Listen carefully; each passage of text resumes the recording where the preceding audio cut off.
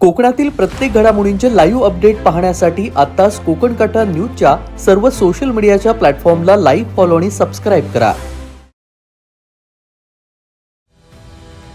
रत्नागिरी जिल्ह्यात सुरू असलेल्या मुसळधार पावसानं पुन्हा एकदा खेड तालुक्याला वेढा घातलाय.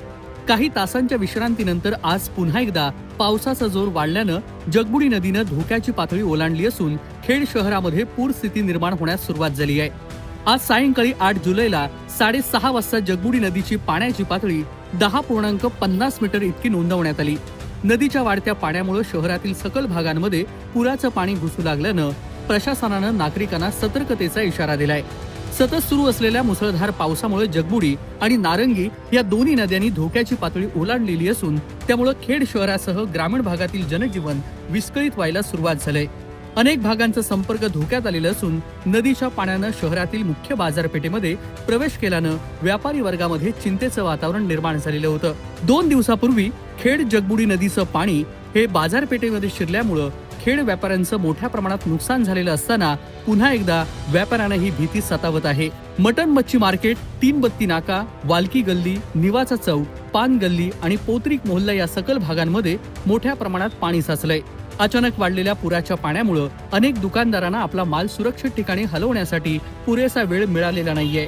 काही दिवसांपूर्वीच्या पुरात मोठं नुकसान सहन केलेल्या व्यापाऱ्यांसमोर पुन्हा एकदा आर्थिक संकट उभं टाकलंय.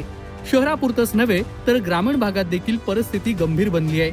हजारो हेक्टर भात शेती पुराच्या पाण्याखाली गेल्यानं शेतकऱ्यांचं मोठं नुकसान होण्याची शक्यता आहे. नदी काठावरील स्मशानभूमी, वीट भट्ट्या आणि सोबतच इतर मालमत्तांचं देखील नुकसान झाल्याची प्राथमिक माहिती समोर येते. चिपळूण दापोली मार्गावर प्रवास करणाऱ्या वाहन चालकांनी रस्त्यावरील परिस्थितीची खात्री करूनच प्रवास करावा असं आवाहन प्रशासनानं केलंय.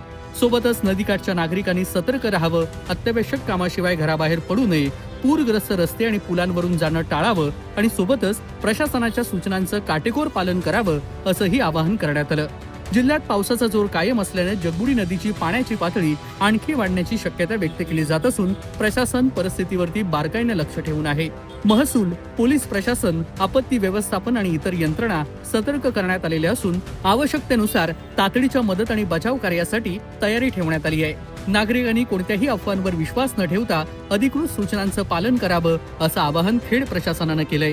कोकण कट्टा न्यूज, खेड, रत्नागिरी.